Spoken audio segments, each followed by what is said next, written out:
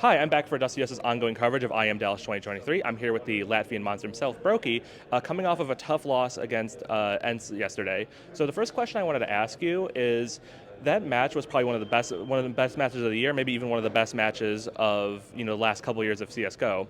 Uh, Going into such extreme overtimes at map 3, what's the process for continuing to contest when all the strats run out and you've tried absolutely everything to bring the match to an end? I think it's very important just to stay focused, and because you just keep going. There's no break. It's like we have like 3 rounds. We can win the game, but then we just don't close it out, and then it's harder. Like we just have to play. Like there's the playbook. Just in my opinion, just goes out the window. You just try new stuff. You just do something you have not done before, and just hope it works out. It's very hard to stay focused as well. Along with that, issue of the strat book running out and there not being, needing it so hard to stay focused in those long games.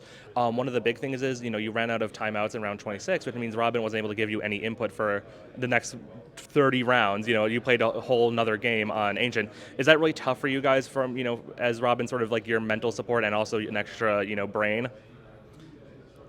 Yeah, I mean, I would say we just need like a break. Like usually there's a break when there's overtime. I think like 3 minutes. I think. So I would just need then maybe another break between like after like how many overtimes you play, like after like 3 overtimes, maybe another break, then we'll be fine. It doesn't really matter. We just needed room to breathe, I think. Were you so as someone who comes from the comes from the Latvian scene, a scene that's really on the come up recently? I noticed you have Hungarians going to finals when there was only one pro Hungarian. You have Latvians going to finals. You have Israelis. You have Montenegrins. You have Macedonians doing great things in the scene. What do you think has contributed to these smaller regions growing so rapidly, including Israel as well, growing so rapidly in such a short time? I think these regions just needed more time in the CS:GO scene, and after some time they just started growing, and maybe they just realized that they don't need to play with their own country team players and just try to make it on their own. Um, FaZe, I think it's fair to say, FaZe have had an incredibly busy schedule. Towards the end of the first half of the year, um, you know, we back in 2019 in the era of the Blast Pro series, a lot of a lot of complaints were raised, especially for teams like Astralis, who were constantly traveling, going from a BPS event to an ESL event to a DreamHack event to a Starladder event.